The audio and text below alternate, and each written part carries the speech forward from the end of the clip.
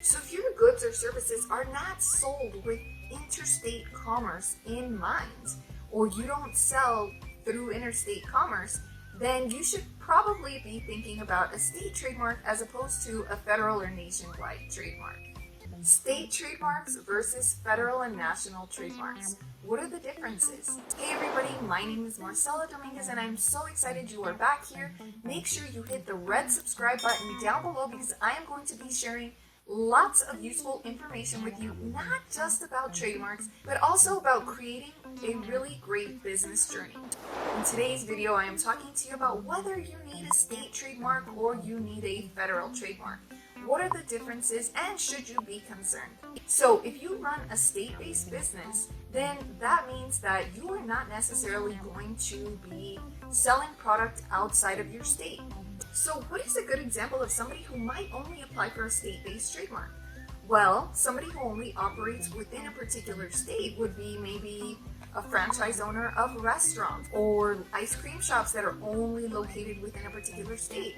Or let's say you're a pop shop and you only have one location, and that one location is located in Dallas, Texas, or it's located in San Francisco, California. You only have that single shop and you sell to customers who walk in your store and who walk out of your store. And so they might come to your shop either to buy, again, food, ice cream, trinkets, clothing. I mean, you could sell anything. It doesn't really matter what you sell. What matters is that you only operate within the state, right? You're only using your name in commerce within that state. Now, if there's a chance that you sell your products, across the US and you have customers all over the place, well, that's a little bit different than, walking into a small mom and pop restaurant in San Francisco, right? Because you can only acquire their goods and services if you walk in at that particular location. Now, that's a lot different than somebody who, let's say, sells t-shirts on Shopify. They're shipping their product to people all across the United States. They're shipping to California, to Florida, to New York, even internationally. My point is that they are using that trademark outside of the state boundaries, right? They're selling product all over the place. That's a lot different than somebody who has a single shop. Do you see where I'm going with this? If you do, type yes down below. Now, you should also keep in mind that registering in your particular state is probably less expensive than registering at the federal or national level.